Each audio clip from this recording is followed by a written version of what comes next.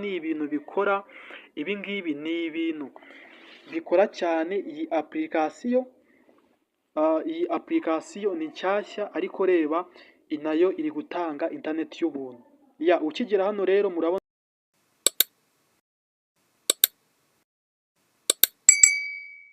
ndabashuje cyane, nongeye kubaha ikaze kuri iyi channel yacu. Abantu mutari mwakora subscribe, like na comment na share, ndabibutsa kubikora. Rero ubu ngubu tuba tugeze muri wa mwanya wacu wo kwerekana ama VPN atanga internet y'ubuntu. Abantu batazi VPN ni app itanga internet y'ubuntu cyangwa data z'ubuntu cyangwa mega z'ubuntu. Iyo app nibyo ikora. Baba barashizeho app, ni abantu baba barashizeho app, buri munsi uko umunsi ugenda ushira bagenda bashyiramo mega z'ubuntu.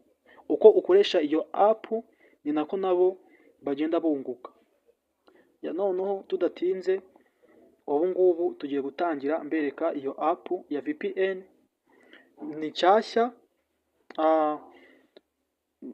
ni app nshyashya rwose, nanjye narayikoresheje mbona biragenda, iri gutanga internet y'ubuntu, kandi ni app yizewe, ikora mu gihe cy'amasaha 12 cyangwa 24. Ubwo ni igice cy'umunsi cyangwa umunsi wose.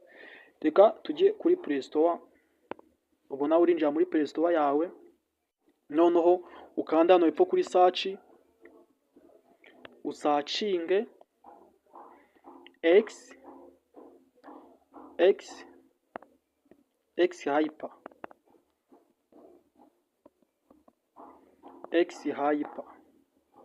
So dore ngiyi hano hejuru muhita muyibona, dore ngiyi hano hejuru, noneho ikintu uzakora uzahita uyikandaho. Numara kuyikandaho, dore ngiyi bazahita bayigwa muri phone yawe. Dore ngiyi app, dore ngiyi, iyi niyo yaciye ibintu bigacika. Iyi niyo iri gutanga internet y'ubuntu. Iyi niyo mu by'ukuri dukoreye iyi video kugira ngo nyibereke ukuntu itanga internet. Abantu benshi bagiye bayivugaho, dore ngizi, izi ni comment zose, izi VPN irakora, abantu benshi niko bari kuvuga. Dore noneho VPN, dore ngiya amafoto yayo, dore ngiyi VPN. Murabona ko ahangaha berekanye ifoto yabaye connected. Murabona ko ahangaha berekanye ifoto yako iri gukora. None ahangaha hejuru bagatubwira ngo nta gihugu ikenera, no account needed. Nta gihugu ikenera. Ahangaha bavuze ngo easy and smooth interface. Ahangaha baba bari kuvuga ngo iyi app kugira ngo uyikoreshe ni ibintu byoroshye, ntabwo ari ibintu bigoye. Noneho ukigera n'ikintu cya mbere tukora, urahita ukanda ahangaha handitse uninstall, uyishyire muri phone yawe. Dutegereze nyine ko iba uninstalled.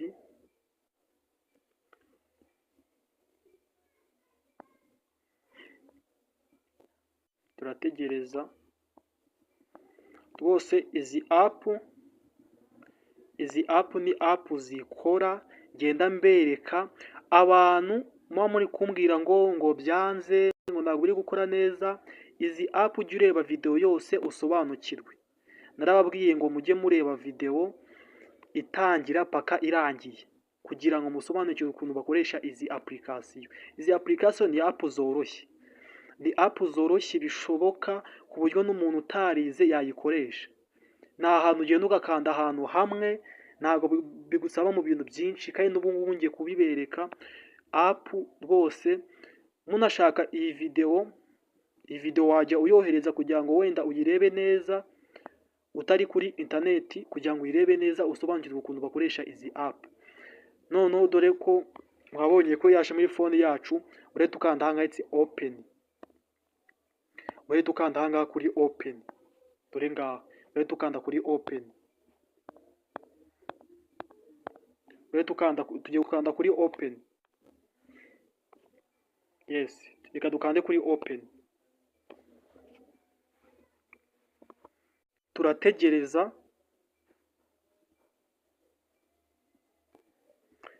ahangaha rero baba bakubwiye ngo emeza S5 Tune Pro, emeza yuko izaza kohereza notification bakohereza ni izihe. Ni nko kukubwira ngo nimba bamaze gushyiramo data z'ubuntu cyangwa omega, bahita bagohereza notification hano hejuru kuri telefoni yawe bayiguye ko u Rwanda bamaze kurushyiramo nyine data z'ubuntu. Noneho dutegereze gatoya, ukande kuri allow. Ukimara gukanda utegereze gatoya, dore ngaha urahita uza ukanda ahangaha kuri leta, urahita ukanda hano kuri rate, ahangaha ukanda hano kuri rate. Numara kwakanda ihita ukanda hano wanditse skit. Murabona ko tumaze kwinjira muri application yacu. Murabona ko none ukigera hano ikintu cya mbere itubanza kureba, ugiye kwita ukigera hano tugiye kwita tureba ahangaha hambere, tugiye kwita dushyiramo server ifite internet y'ubuntu. Ariko kugira ngo uyibone, kugira ngo ubone server ifite internet y'ubuntu, urabona uhakanze haba harimo server nyinshi. Izi server zose ntabwo wapfa kubona server ifite internet y'ubuntu. Murabona ko utapfa kuyibona, harimo server nyinshi. Usubira inyuma, wamara gusubira inyuma ugakanda hano hejuru hari ubukoni butatu. Hano hejuru tugiye kwita tuhakanda. Ukimara kwakanda umanuka hano hasi handitse update note, hano hasi handitse update note. None uhita wakanda. Numara kwakanda murabona ko reba hano hejuru, ahangaha naha. Murabona ahangaha ikintu batubwiye, ahangaha bashize amavi kuri ibi bihugu. Aya mavi amenyesha cyangwa atanga, niyo ubu ngubu ari gutanga data. Ubu niyo afite speed ya data, cyangwa niyo muri ziriya server zose twabonye, niyo ubu ngubu ariyo nyine mu Rwanda ari gutanga server nyine ifite internet. Aya ngaya bashizeho vi. Rero uko winjiye muri app, urabanza ukinjira hano ahangaha kuri update note, ukareba ahantu hari server nyine. N'ubundi server iyo bashizeho server zifite data bashyiraho vi. Murabona ko bashizeho vi. Noneho ahangaha niho tugiye gushyira server yacu. Murabona ko ngewe ngiye gutakiramo hari handitse Bangladesh. Murabona ko ngewe nicyo gihugu ngiye gushyiramo. Turebe Bangladesh ahantu iri. Bangladesh, dore ngiyi Bangladesh Tsune, dore ngiyi Bangladesh Tsune 8. Dore ngiyi, iyi niyo baduhaye, iyi niyo batweretse. Murabona ko idarapo ari ryo rya Bangladesh. Noneho ukimara kuhabona gutyo rero wakanda. Ukimara kwakanda rero tumanuke, igisigaye cya kabiri uza gukora, uraza ahangaha kabiri, ahangaha nyine ha kabiri.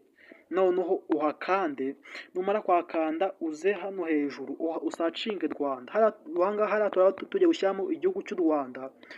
Noneho haba harimo server nyinshi, naho dore harimo server nyinshi z'u Rwanda, ariko ngiye gushyiramo iyi server ya kabiri uhereye ruguru, uhereye hejuru. Iyi ngiyi, iyi server ngiye niyo Rwanda Airtel Free kabiri, iriya niyo ngiye gushyiramo. Ariko reka mbaze mbasobanurire. Dore hano harimo server nyinshi, harimo server za Airtel, harimo na server za MTN. Dore server za MTN, dore ngizi. Twongeye tuhakande. Dore sorry byari bivuyemo. Reka twongeye tuhakande, dusacinge Rwanda. Byari bivuyemo gatoya, dusacinge Rwanda. Dore ngibi. Noneho harimo MTN nyinshi. Narengeze ku bantu bakoresha MTN. Dore harimo MTN nyinshi, harimo MTN. Dore ngizi nyinshi, izi zose ni MTN. Noneho Airtel ni ku bantu bakoresha Airtel. Dore ngizi nazo zirimo. Airtel zirimo, dore ngizi Airtel zirimo, dore no hasi hano zirahari, dore ngizi. Izi ni seva zose, ariko izi seva zose ntago ariko ziba zifite interineti zose. Bisaba kugira ngo uhitemo, niyanga wongere uhitemo indi. Kandi murabona ko ari seva nkeya n'ubundi guhitamo ntabwo byoroshye, wenda keretse yaba ari nka seva nyinshi cyane, ariko ahangaha biroroshye. Rero ngewe ngiye guhitamo iyi ngiyi yo hejuru ya kabiri, kanyikandeho, dore ngiyi nyikanzeho iyisi ijyamo. None igisigaye hano kiraba gisigaye ni ugukanda ahangaha kuri start. Ugiye gukanda kuri start, urakanda kuri start, ukimara gukanda kuri start utegereze gatoya, utegereze gatoya, murabona ko biri kwibara. Yes guys, murabona ko rwose ntago ibi ngibi ntago ari uburiganya cyangwa gushaka ngo kubabeshya cyangwa ngo gukora ngo content ngo kugira ngo nzamuke. Ibi ngibi ni ibintu bikora, ibi ngibi ni ibintu bikora cyane. Iyi application ni nshyashya, ariko reba nayo iri gutanga internet y'ubuntu. Ukigera hano rero murabona ko ibintu byakunze. Ikiraba gisigaye wenda nategeze mbabwiraho, murabona ahangaha hari amasaha handitse ngo time left, amasaha asigaye kugira ngo iyi VPN nyine ihagarare, cyangwa data nyine kugira ngo nyine ibe ihagaze. Ahangaha barakubwira ngo hasigaye iminota 58, ariko iyo ushaka kongera amasaha kugira ngo nyine ugikoreshe igihe kirekire, dore ukanda hano handitse ads is ready. Iyo wakanze ahangaha ureba ads imwe bakakongera amasaha 4. Bahita baguhereza amasaha 4, cyangwa bataguhereza amasaha 4 bakaguha amasaha 3. Wakomeza kuhakanda bakagenda bakongerera amasaha. Murabona ko ngiye byakunze, kandi iyi application ntabwo ikoreshwa na mega. Niyo mega ziriho, ntabwo mega zawe zijya zigenda. Hoya, ntabwo mega zawe zigenda niyo mega ziriho, ahubwo mega zirakomeza zikagumaho. Iyi application yonyine niyo uri gukoresha mega zayo. Reka tubikuremo none ngiye mbereke uburyo iyi application ikora. Dore reka tujye nko kuri YouTube mbereke uburyo iyi application ikora. Noneho guys, murabona ko rwose VPN yacu irakora. Murabona ko banyeretse amavideo, murabona ko rwose ibintu byose ari sawa. Murabibona rwose guys, amafoto yose ndi kuyareba, ibintu byose ndi kubireba. Ndabibutsa ko ni ukuri namwe mugende muyigerageze. Inzira zose naziberetse binyuramo kugira ngo VPN yacu ikore, byose nabiberetse. Rero mugende mubigerageze murebe, wenda kugira ngo munabirebe neza. Reka ngande nko kuri iyi video urebe. Guys, murabona ko bidatinze video itigeramo. Murabibona ko bidatinze video itayiplayinga. Dore murabona ko rwose bita byihutisha. Ari via VPN irakora. Mugende ku bantu mufite ibibazo, ku bantu mufite na inyunganizi, ku bantu mufite ibindi bintu mushaka, nimero yanjye iraho ngaho. Nimero yanjye iraho ngaho muri comment, iraho ngaho mu busobanuro. Mugende muyirebemo yo kuri WhatsApp, mugende muyirebemo, munyandikire. Ku bantu bafite ibibazo mbasobanurire, wenda mwageze kuri ya VPN n'izindi VPN nagiye mbereka. Ku bantu mufite ibibazo mugende munyandikire, ndabasubiza. kandi mumfite ntago muzabura VPN, ntago muzabura internet. Ibyo ni ibintu rwose bitabura mumfite. Ni ukuvuga ngo ubu ngubu mugiye guhagarika kugura mega, mugiye guhagarika kugura data. Ibintu byabatwaga amafaranga kuri data byo rwose nabikuyeho, guhera ubu ngubu nabikuyeho. Guys, rero murabona ko rwose application irakora neza. Dore data ziri kugenda. Ni ukuri ndabibutsa gukora subscribe, like na comment kugira ngo mujye muhora mureba video maze gushyiraho.